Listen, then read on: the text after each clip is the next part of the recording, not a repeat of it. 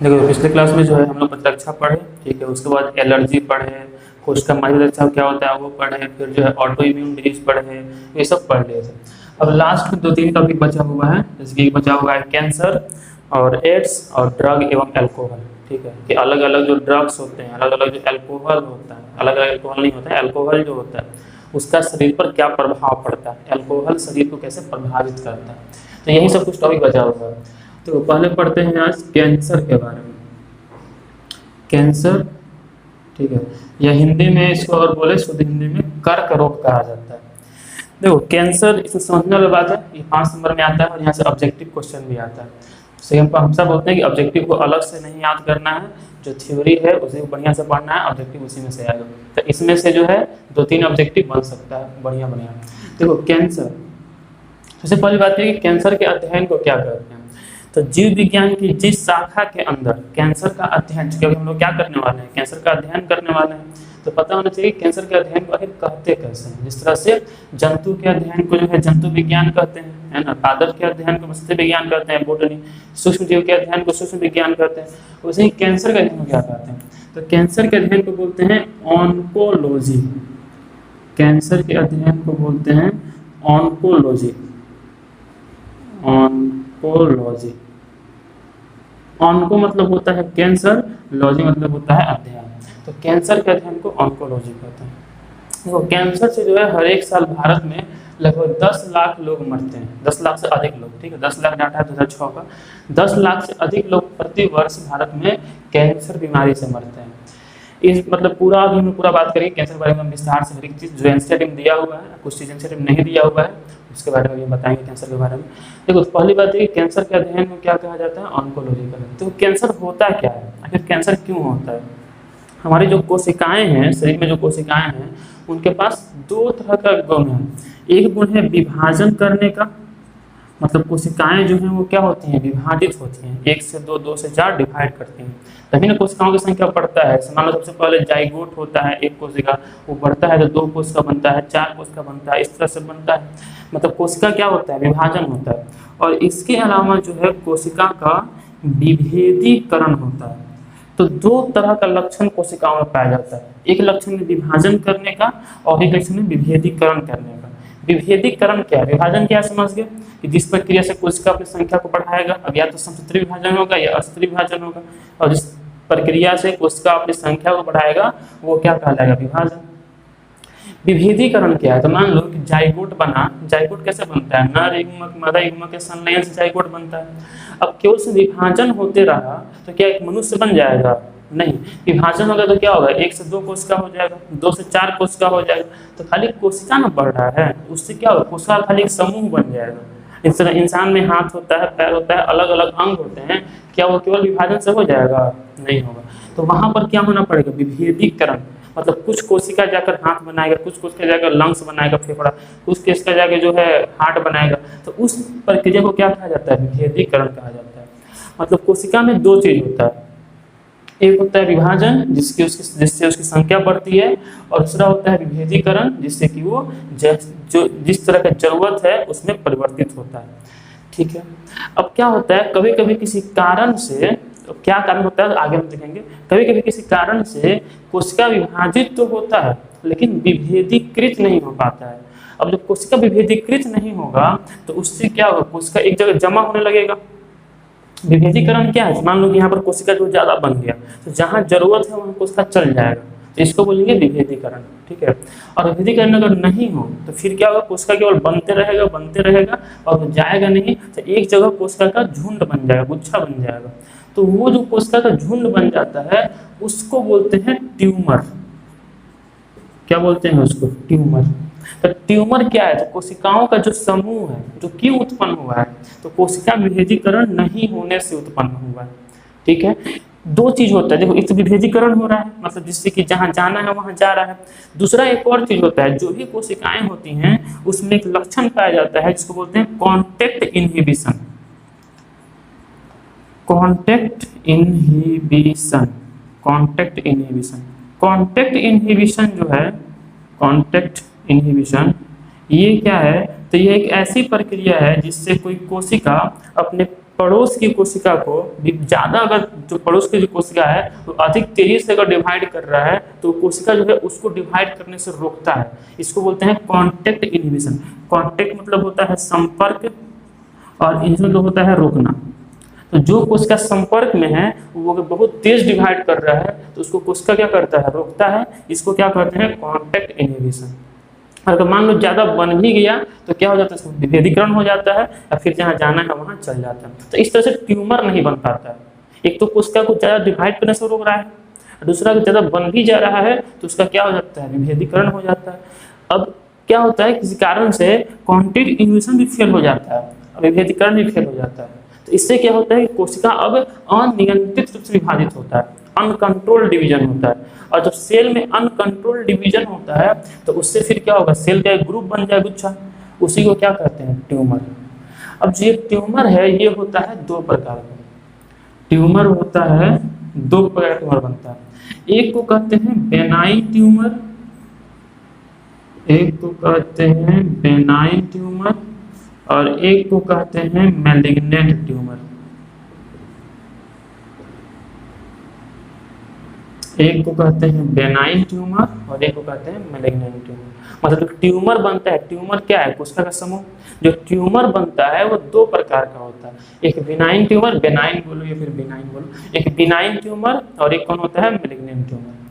Tumour क्या है समझे, कोशिकाओं का समूह है। क्यों बना है ट्यूमर, तो कॉन्टेक्ट इनहिबिशन के फेल करने से।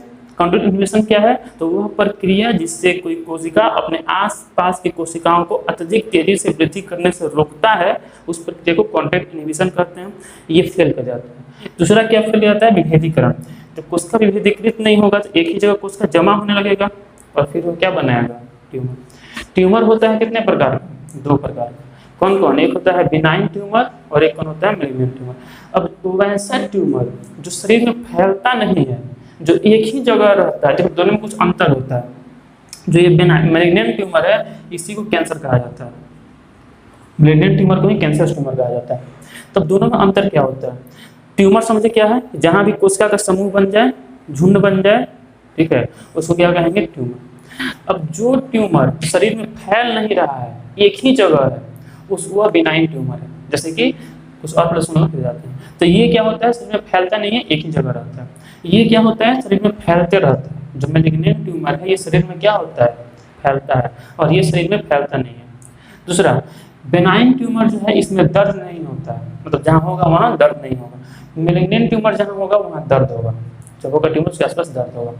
बेनाइन ट्यूमर जो है वो एक जगह स्पेसिफिक रहता है, मतलब कि एक तो इसका शेप फिक्स होता है, गोलाकार या अंडाकार शेप रहेगा और फिक्स रहेगा एक जगह पर। जबकि ये ऐसा नहीं, इसमें मान लो कि अगर ट्यूमर है, एक तो इसका शेप फिक्स नहीं होगा, मतलब कि रेगुलर नहीं होगा, नियमित आकार इसका नहीं होगा। दूसरा चीज ये है कि यहाँ से ब्रांच निकला होगा, मतलब कि ट्यूमर मान लो यहाँ पर है, अब बिनाइन ट्यूमर अगर है तो एक ही जगह रहेगा, उसके आसपास कुछ मालूम नहीं चलेगा। लेकिन मैलिग्नेंट ट्यूमर अगर कोई है तो उसके आसपास भी शाखा निकला हुआ दिखाई देगा। किसमें, मैलिग्नेंट ट्यूमर में, बिनाइन ट्यूमर में नहीं। तो ये सब कुछ अंतर, इससे हम पहचान सकते हैं कि जो ट्यूमर हुआ है वो बेनाइन है कि मैलिग्नेंट है, मतलब कैंसर वाला ट्यूमर है कि नहीं है, ठीक है। जैसे कि मान लो जो गिल्टी का होता है, गिल्टी जो होता है तो वो जो होता है बिनाइन ट्यूमर होता है, ठीक है। देखो अधिकांश गिल्टी में दर्द नहीं होता है, ठीक है, प्लस उसका कोई शाखा भी नहीं होता है, जहाँ रहता है स्पेसिफिक होता है, प्लस शरीर में फैलता नहीं है। तो ये सब बिनाइन ट्यूमर का लक्षण है। और कैंसर वाला ट्यूमर होगा तो उसमें दर्द होगा, बिनाइन ट्यूमर में दर्द नहीं होता है, गिल्टी में दर्द नहीं होता है। जो कैंसर वाला ट्यूमर होगा उसमें दर्द होगा, शरीर में फैलेगा, इसके अलावा जो है उसके शाखाएं निकली होंगी, ठीक है। तो ये सब लक्षण है मैलिग्नेंट ट्यूमर। तो ये है ट्यूमर। तो ट्यूमर क्या है, ट्यूमर कोशिकाओं का समूह है, ठीक है। किन तरह का होता है ट्यूमर, दो तरह का। कौन कौन, बेनाइन ट्यूमर, मैलिग्नेंट ट्यूमर। शरीर में कौन नहीं फैलता है, तो बेनाइन ट्यूमर नहीं फैलता है, और कौन फैलता है, तो मैलिग्नेंट ट्यूमर फैलता है। देखो मैलिग्नेंट ट्यूमर जो है इसकी फैलने की जो प्रक्रिया है उसको कहते हैं मेटास्टेसिस।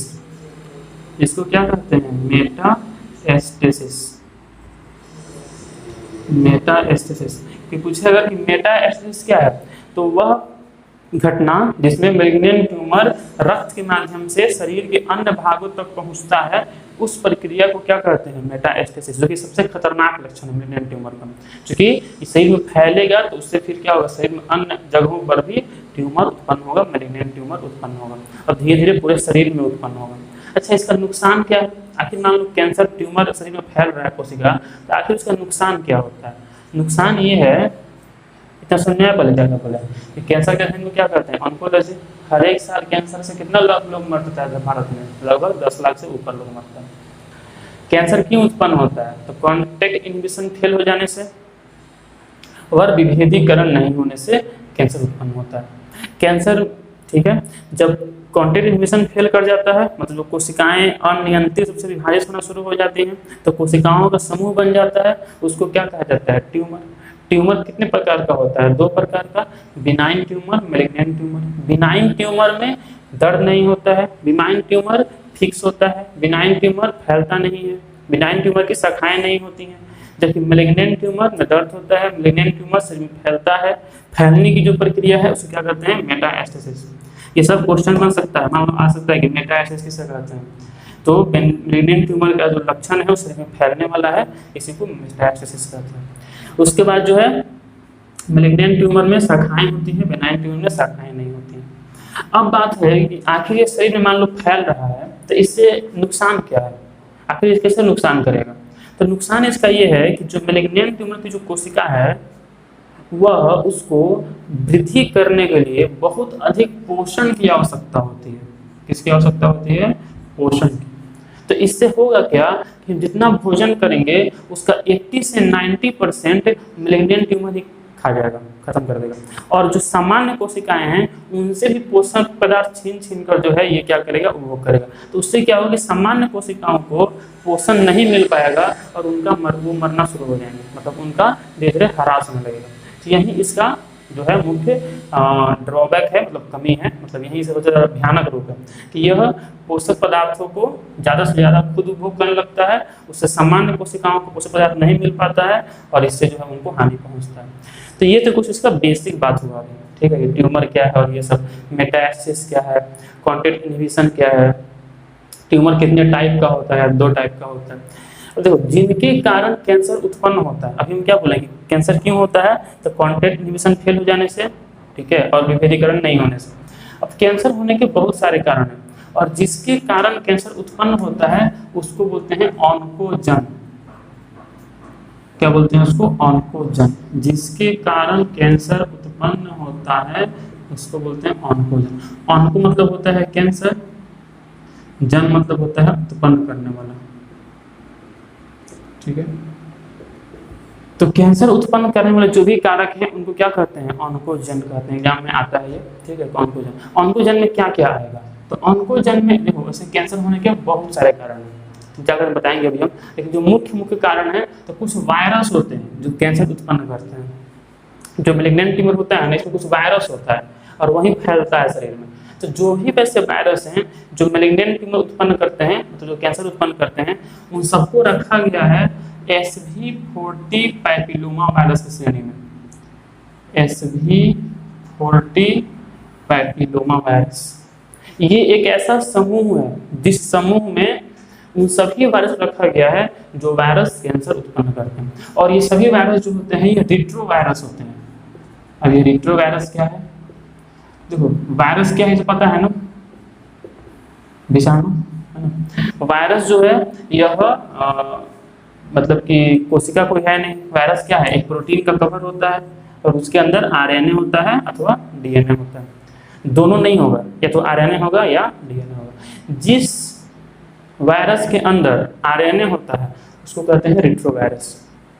जिस वायरस के अंदर जो आनुवांशिक पदार्थ है वो क्या होता है?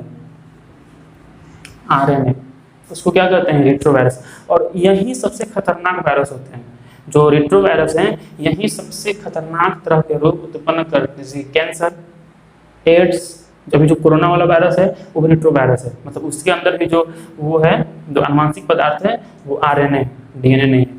तो मतलब कि रिट्रोवायरस कौन है? तो वैसे वायरस जिनके अंदर आनुवांशिक पदार्थ कौन होता है? RNA होता है, उन्हें क्या कहा जाता है? रिट्रोवायरस कहा जाता है। अब देखो अब इसमें थोड़ा आगे देखा जाए कि मैलिग्नेंट ट्यूमर का और क्या क्या, कैंसर के प्रकार होता है, क्या क्या देखें कि कैंसर के अध्ययन को क्या कहते हैं? ऑन्कोलॉजी। कोशिकाओं में विभाजन होता है, विभेदीकरण होता है और कॉन्टैक्ट इनहिबिशन होता है। कॉन्टैक्ट इनहिबिशन क्या है? जिस प्रक्रिया के द्वारा कोशिका अपने आसपास की कोशिका को ज़्यादा तेज वृद्धि करने से रोकता है, उसको क्या कहते हैं, कॉन्टैक्ट इनहिबिशन। जब ये फेल कर जाएगा तो कोशिकाओं में अनियंत्रित विभाजन होगा, और जब अनियंत्रित विभाजन होगा, अभिभेदीकरण नहीं होगा, कोशिकाओं का गुच्छा बन जाएगा, उसको ट्यूमर कहेंगे। जो ट्यूमर फैलने वाला होगा, दर्द नहीं फैलने वाला होगा, उसमें दर्द होगा, शाखाएं निकली होंगी, वो मैलिग्नेंट ट्यूमर होगा। जो ट्यूमर फैलने वाला नहीं होगा, हालांकि कुछ समय बाद अगर ये अधिक दिन तक रह जाए तो बिनाइन ट्यूमर भी मैलिग्नेंट ट्यूमर में परिवर्तित हो जाता है, लेकिन नॉर्मली ये कैंसर नहीं होता है, ये कैंसर ट्यूमर होता है। मैलिग्नेंट ट्यूमर शरीर में फैलता है, इस प्रक्रिया को मेटास्टेसिस कहते हैं। उसके बाद जिनके कारण भी कैंसर उत्पन्न होता है उनको ऑन्कोजन कहते हैं। ऑन्कोजन में कुछ वायरस आते हैं, और वो वायरस कौन होते हैं, रेट्रोवायरस। रेट्रोवायरस कौन है, जो भी वायरस में आरएनए होता है, अनुवांशिक पदार्थ, उन्हें रेट्रोवायरस कहते हैं, ठीक है। और जो भी ग्रुप ऑफ वायरस है, समूह है वायरस का, जो कि कैंसर उत्पन्न करता है, उनको कहते हैं SV40। ये एक वायरस का नाम नहीं है, वो सभी वायरस जो कैंसर उत्पन्न करेंगे वो SV40 पैपिलोमा वायरस है, ठीक है। तो और क्या क्या कारण है, तो कुछ केमिकल्स हैं, रसायन, जो कैंसर उत्पन्न करते हैं, ठीक है। ये हम लोग पहले ही पढ़ चुके हैं उत्परिवर्तन वाले टॉपिक में। उत्परिवर्तन से भी जो है सामान्य कोशिका कैंसर कोशिका में चेंज हो जाता है, ठीक है। और उत्परिवर्तन किससे किससे होता है, तो फॉर्मल्डिहाइड से हो सकता है, फॉर्मल्डिहाइड केमिकल, या फिर जो है कीटोन से हो सकता है। तो ये सब कुछ केमिकल्स हैं जिनसे कि जो है कैंसर की कोशिका उत्पन्न हो सकती है। और ये कहाँ पाए जाते हैं, तो मुख्य रूप से जो है ये जितने भी कॉस्मेटिक्स हैं उसमें पाए जाते हैं। कॉस्मेटिक्स मतलब कि क्रीम पाउडर, ठीक है, सबसे अधिक जो है उसी में ये सब पाए जाते हैं, और इनसे भी कैंसर उत्पन्न होता है, क्योंकि ये उत्परिवर्तन करते हैं और सामान्य कोशिका को कैंसर कोशिका में परिवर्तित कर देते हैं, ठीक है। अब देखो कैंसर के प्रकार, कि कैंसर के क्या कितने प्रकार होते हैं। तो कैंसर के हालांकि बहुत तरह के प्रकार होते हैं, लेकिन जो मुख्य है वो देखो, तो मुख्य प्रकार जो है, पहला कार्सिनोमा। कार्सिनोमा, कार्सिनोमा क्या है, कार्सिनोमा मतलब होता है स्किन कैंसर। कार्सिनोमा मतलब क्या होता है, स्किन कैंसर। सबसे ज्यादा होने वाला कैंसर स्किन कैंसर, क्यों, क्योंकि सबसे ज्यादा केमिकल्स स्किन पर ही अप्लाई किया जाता है, और इसीलिए वो कैंसर। सबसे ज़्यादा केमिकल कहाँ, सॉरी केमिकल कोई जो है मुंह में डाल के यूज़ करता है, नहीं ना, कैंसर सब स्किन पर यूज। हाँ, मुंह में केमिकल यूज होता है, माउथ के अंदर पेस्ट, जो पेस्ट है टूथपेस्ट, उससे भी कैंसर उत्पन्न होता है, ठीक है। हालांकि कम होता है, बहुत कम होता है। इसके अलावा जो है, जो भी तंबाकू है या फिर सिगरेट है, उससे भी कैंसर उत्पन्न होता है, माउथ कैंसर होता है उससे। लेकिन स्किन कैंसर सबसे ज़्यादा होता है, ठीक है। 85% कैंसर जो है वो स्किन कैंसर है, और उसको कहते हैं कार्सिनोमा। कार्सिनोमा क्या है, कार्सिनोमा है त्वचा का कैंसर। और इसके मुख्य कारण क्या है, तो जो भी कॉस्मेटिक्स हैं, ठीक है, चाहे वो कॉस्मेटिक में अब परफ्यूम मान लो, पाउडर मान लो, क्रीम मान लो, वो सब, तो वो सब जो है त्वचा का कैंसर उत्पन्न करते हैं। क्योंकि परफ्यूम है या फिर पाउडर है या फिर क्रीम है, उसमें जो भी सुगंध होता है, जो भी उसमें महक होता है, वो इन्हीं के कारण होता है, फॉर्मल्डिहाइड के कारण, ठीक है, कार्बोक्सिलिक एसिड जो उसमें होता है, उन्हीं के कारण उसमें जो है गंध होता है और सुगंध परफ्यूम में होता है। तो वो सब जो है कैंसर उत्पन्न करने वाले हैं, कार्सिनोमा। दूसरा सार्कोमा, सार्कोमा। तीसरा नाम देख लो, कार्सिनोमा, सार्कोमा, लिम्फोमा। चौथा ल्यूकेमिया, ल्यूकेमिया। तो सार्कोमा क्या है, तो सार्कोमा जो है ये है अस्थि का कैंसर, मतलब बोन कैंसर या उपास्थि जो है इसका कैंसर, ये कहलाता है सार्कोमा। लिम्फोमा जो है ये है वसा उत्तक का कैंसर, वसा उत्तक का कैंसर। वसा उत्तक क्या है, तो देखो जो हमारे स्किन है इसी से क्या है, वसा है, ठीक है। तो वसा जिन उत्तक में उन्हें बोलते हैं वसा उत्तक, तो उसमें कैंसर होता है उसको बोलते हैं लिम्फोमा। ल्यूकेमिया क्या है, तो ल्यूकेमिया होता है ब्लड कैंसर, ल्यूकेमिया होता है ब्लड कैंसर। इसमें से पूछा जाए सबसे खतरनाक कौन है, सबसे खतरनाक होता है ल्यूकेमिया। देखो कैंसर इतने ही प्रकार के नहीं है, कैंसर बहुत टाइप का होता है, ठीक है। अब कैंसर कहीं भी हो सकता है, माउथ कैंसर होता है, ठीक है, चेस्ट कैंसर, बहुत तरह कैंसर होते हैं, लेकिन सबसे ज्यादा होता है कार्सिनोमा और सबसे खतरनाक होता है ब्लड कैंसर, ल्यूकेमिया। ल्यूकेमिया जो है ब्लड कैंसर, इसका कोई इलाज नहीं है। बाकी सब कैंसर का इलाज किया जा सकता है, कार्सिनोमा इन सब का इलाज किया जा सकता है, लेकिन ब्लड कैंसर का इलाज संभव ही नहीं है। ब्लड कैंसर क्यों उत्पन्न होता है? तो हम लोग को पता है जितना भी रक्त की कोशिकाएं हैं उन सबका निर्माण कहाँ होता है? अस्थि मज्जा में होता है, पढ़े थे ना पिछले क्लास में। जितने भी ब्लड सेल्स हैं सबका निर्माण होता है अस्थि मज्जा में। अस्थि मज्जा में कुछ कोशिकाएं होती हैं जिन्हें कहते हैं स्टेम कोशिका। क्या कहते हैं उन्हें? स्टेम कोशिका। और जो स्टेम कोशिका है यही डिवाइड होकर आरबीसी, डब्ल्यूबीसी, प्लेटलेट्स का निर्माण करता है। अब किसी कारण से क्या होता है कि स्टेम कोशिका ही कैंसरस हो जाता है। तो स्टेम कोशिका जो है वह अनियमित आकार का और अनियमित मात्रा में ब्लड सेल का उत्पादन शुरू कर देते हैं। जैसे कि नॉर्मली हमारे ब्लड में डब्ल्यूबीसी कितना होता है? 6000 से 8000 होता है नॉर्मली। लेकिन स्टेम कोशिका में अगर कैंसर हो जाए, मतलब स्टेम कोशिका अगर कैंसरस हो जाए, तो फिर जो है ये जो डब्ल्यूबीसी है ये 10,000 से ऊपर हो जाता है और उसी को बोलते हैं ल्यूकेमिया। सबसे जो मुख्य जो मतलब की चीज़ होता है जिससे मालूम चल सकता है कि ब्लड कैंसर हुआ है कि नहीं हुआ है, तो होता है डब्ल्यूबीसी काउंट। तो डब्ल्यूबीसी काउंट है वो बहुत बढ़ जाता है। 10,000 से अगर ऊपर हो जाए डब्ल्यूबीसी, तो मतलब कि वो ब्लड कैंसर का निशानी होता है। अब ब्लड कैंसर जो है इसका कोई भी इलाज नहीं है। बाकी का इलाज है, मतलब बाकी इलाज तो किसी का भी नहीं हो सकता, लेकिन ठीक है बाकी सब में काफ़ी समय तक 20, 25, 30 साल तक जो है बीमारी के साथ इंसान जिंदा रह सकता है।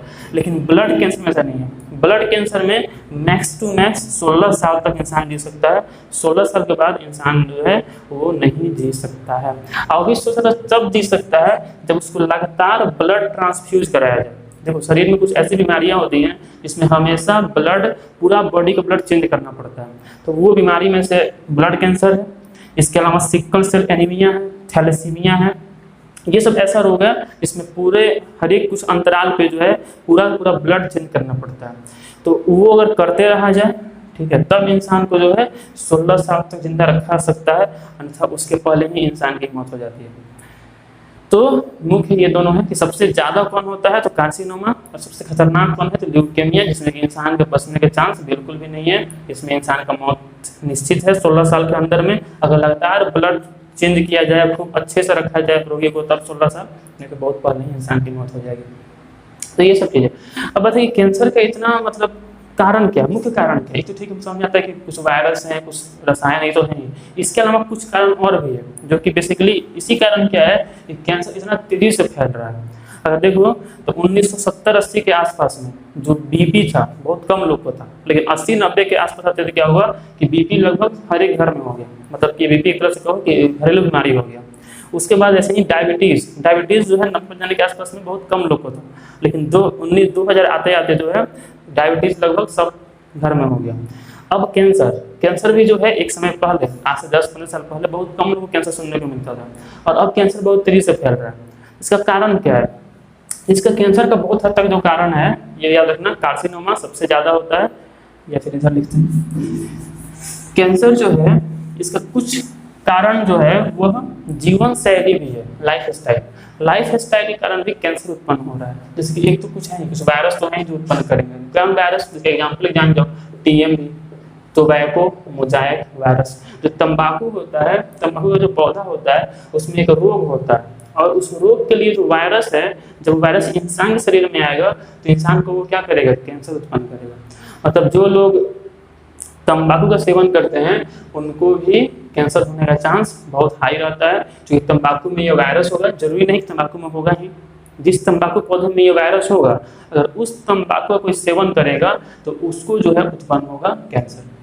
ठीक है, तो जरूरी नहीं है। जो लोग, बहुत लोग होता है देखते होंगे कि मतलब बहुत दिन से वो तंबाकू का सेवन कर रहा है लेकिन उसको जो है कैंसर नहीं होता है, तो कहता है कि हम जितने से कर रहे हैं हो ही नहीं रहा है। कारण ये है कि हो सकता है कि वो जो तंबाकू ले रहा हो उस तंबाकू में ये वायरस नहीं हो। अब बहुत लोग है कि 2-3 बार ही लिया, 2-3 बार ही तंबाकू का सेवन किया और उसको जो है कैंसर हो गया, क्योंकि उसको जो तंबाकू का जो पौधा जो यूज किया उसमें ये वायरस था। तो एक तो वायरस हो गया, कुछ रसायन हो गया, कुछ कारण और भी है, जैसे कि लो इम्यूनिटी। जिसका इम्यूनिटी स्ट्रांग रहेगा उसको कभी भी कैंसर नहीं हो सकता। तो इसका जो मुख्य कारण एक है, मुख्य कारण तो यही है, लो इम्यूनिटी, कि प्रतिरक्षा का कमजोर हो जाना। और लो इम्यूनिटी क्यों होगा? तो लो इम्यूनिटी होने के सबसे मुख्य कारण है दवा का प्रयोग करना। जितना अधिक दवा का प्रयोग किया जाता है, बॉडी की इम्यूनिटी धीरे धीरे उतनी ही कमजोर होते जाती है। मतलब जो लोग ज़्यादा दवा का सेवन करते हैं उनको कैंसर होने का चांस बहुत ज़्यादा रहता है, ठीक है। और इसलिए जो लोग दवा का सेवन कर रहे हैं, किसी भी बीमारी के लिए कर रहे हैं, चाहे वो कोई मान लो कि बुखार हुआ उसमें दवा ले लिए, सर्दी खांसी उसमें दवा ले लिए, तो बात बात जो दवाई खाने के शौकीन होते हैं उनको जो है इम्यूनिटी बहुत तेजी से कम हो जाता है और उनको कैंसर होने के चांस जो है बहुत ज़्यादा हो जाता है। तो लो इम्यूनिटी। इसके अलावा कौन है, तो इसके अलावा खान पान, ठीक है, लाइफ स्टाइल। अभी हम बोले कि कैंसर के जो कोशिकाएं होती हैं उनको बहुत अधिक पोषण चाहिए होता है, बहुत अधिक पोषण। अगर उनको पोषण नहीं मिलेगा तो जो सामान्य कोशिकाएं हैं शरीर में उनको बहुत कम पोषण चाहिए होता है, तो उनको पोषण नहीं मिलेगा तो सामान्य कोशिकाओं को कोई नुकसान नहीं होगा, लेकिन जो कैंसर की कोशिकाएं हैं वो अधिक समय तक जीवित नहीं रह पाएंगे।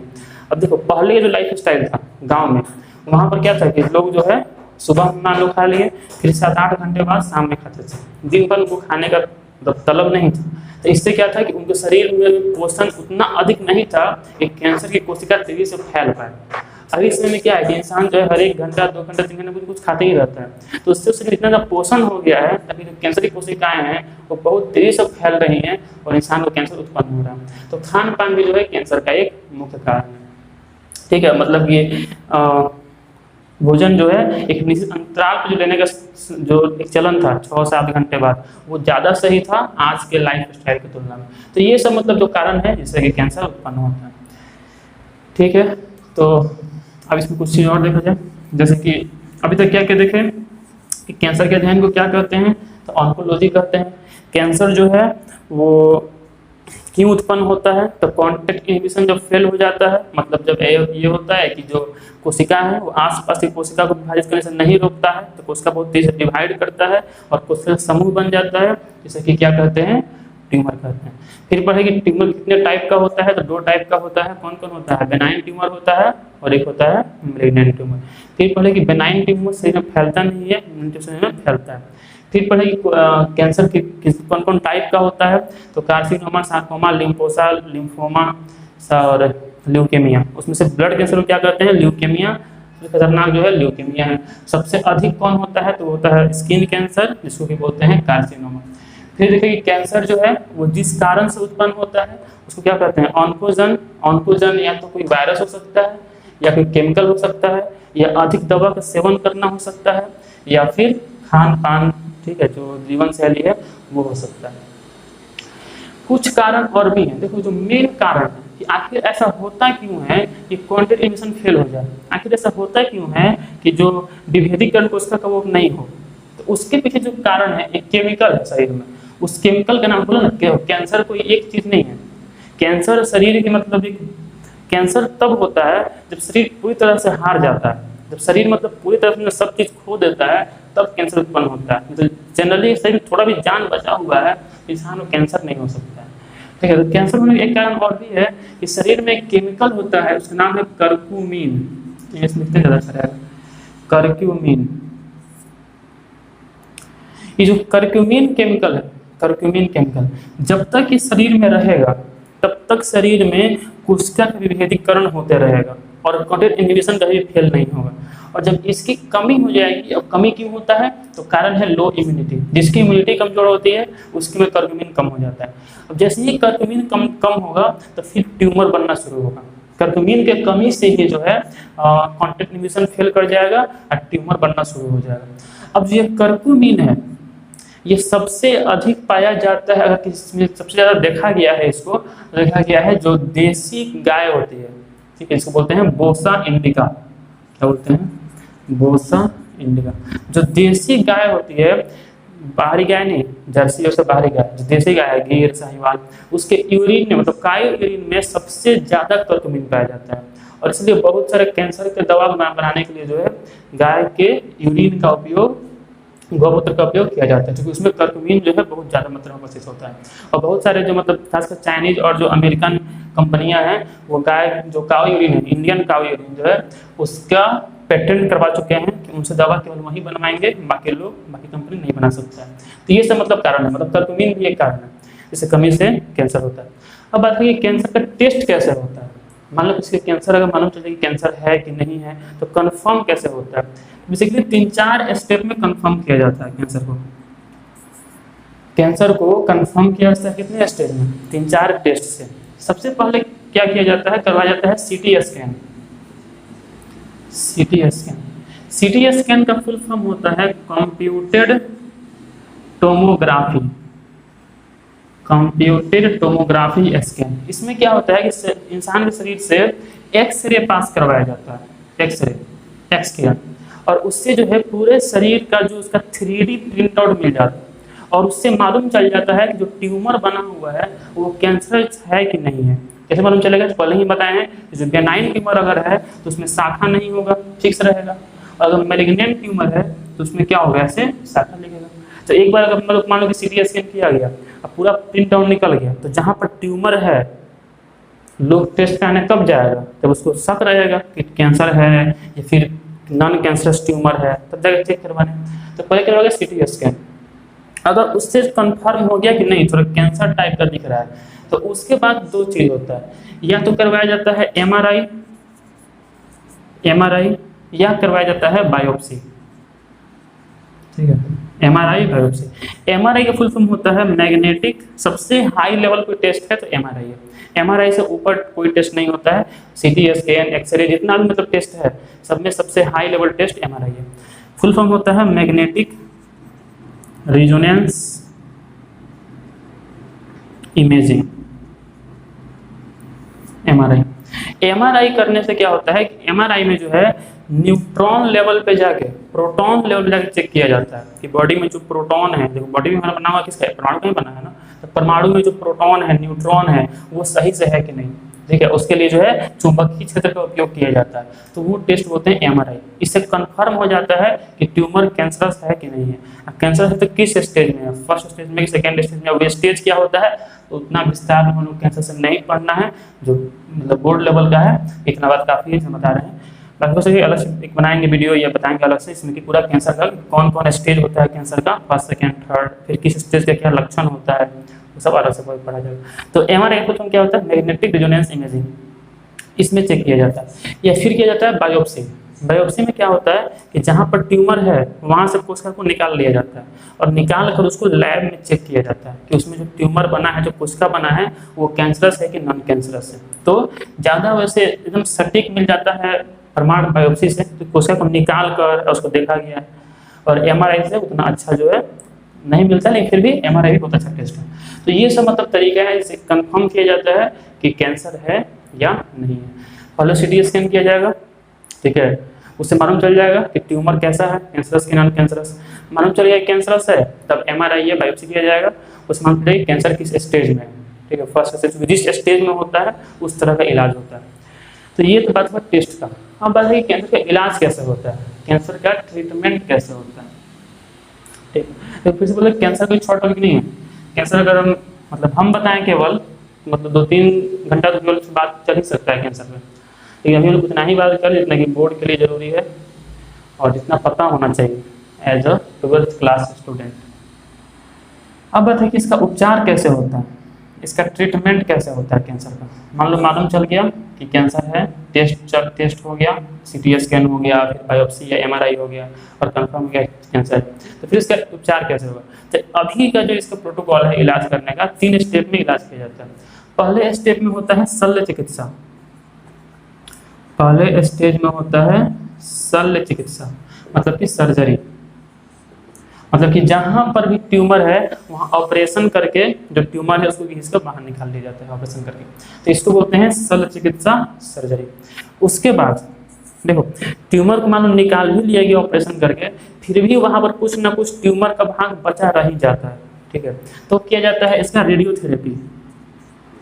रेडियोथेरेपी, रेडियोथेरेपी में क्या होता है कि गामा किरण से जहां ट्यूमर है वहां हमला कराया जाता है। तो गामा किरण बहुत ही भारी किरण होता है, जब ये जाता है तो जो भी कैंसर की कोशिकाएं हैं उनको मार डालता है। ठीक है, क्या जब हमला कराया जाएगा जाकर ट्यूमर की कोशिकाओं को नष्ट कर देता है। इसको बोलते हैं रेडियोथेरेपी, जो किसमें रेडिएशन दिया गया। गामा क्या है? गामा रे रेडिएशन, इसको बोलते हैं रेडियोथेरेपी। तीसरा होता है कीमोथेरेपी। कीमोथेरेपी, कीमोथेरेपी मतलब कि कुछ ऐसी दवाइयाँ होती हैं जो कि प्राकृतिक रूप से मतलब वो ट्यूमर को नष्ट कर देती हैं। तो उन दवाइयों को एक निश्चित अंतराल पे, डिपेंड करता है कि किस स्टेज का कैंसर है, तो 6 स्टेप में या फिर 7 स्टेप में कैंसर की जो दवाइयाँ हैं उनको चढ़ाया जाता है शरीर में, इसको बोलते हैं कीमोथेरेपी। अब जिस स्टेज का कैंसर है उतना बार डोज होता है, जैसे कि मान लो सेकेंड या थर्ड स्टेज पहुँच गया है तो फिर 6 बार 21 दिन के अंतराल पे दवाइयाँ चढ़ाई जाती हैं। इसका कुछ साइड इफेक्ट भी होता है, जैसे कि इसमें शरीर में सब जितना भी बाल है सब बाल झड़ जाता है शरीर में से। उसके अलावा मतलब सर और हर जगह से बाल झड़ जाता है। उसके अलावा जो है शरीर का इम्यूनिटी एकदम कमजोर हो जाता है, ठीक है। और ये तीनों चीज़ होने के बाद भी श्योरिटी नहीं है कि कैंसर दूर हो ही गया, क्योंकि कैंसर एक ऐसा चीज़ है जो एक बार होना शुरू होता है तो फिर बड़ी फैल गया है। तो हम तो इलाज उससे होता ना कि जहाँ ट्यूमर दिख रहा है, जहाँ मान लो फैला है, ट्यूमर बना नहीं है, वहाँ तो हम इलाज किए नहीं, तो फिर वहाँ हो सकता है कि फिर भी हो सकता है। लेकिन अभी के समय में यही इलाज है, ठीक है। शल्य चिकित्सा देखिए सब ब्लड कैंसर के लिए नहीं है, ब्लड कैंसर में जो है उसका इलाज नहीं है, क्योंकि उसमें हम बोन मैरो को निकाल नहीं सकते हैं बाहर। तो उसमें यही है कि बार बार ब्लड चेंज करना पड़ता है, हर एक कुछ दिन पर जो है ब्लड पूरा गंदा हो जाता है, मतलब ब्लड में कोशिकाएं जो है वो सब अनियमित हो जाती हैं, तो ब्लड पूरा चेंज करना पड़ता है। तो खैर यही 3 स्टेज है, शल्य चिकित्सा, रेडियोथेरेपी और कीमोथेरेपी। शल्य चिकित्सा क्या है कि ऑपरेशन करके बाहर निकाल दिए, रेडियोथेरेपी क्या है कि गामा किरण से हमला कराया गया और कोशिकाओं को नष्ट किया गया, और कीमोथेरेपी क्या है कि इसमें जो है कुछ दवाइयों को शरीर में चढ़ाया गया जो कि जाकर कैंसर की कोशिकाओं को मारेंगी। तो ये बात था पूरा कैंसर के बारे में, ठीक है, इसको नोट कर लेना।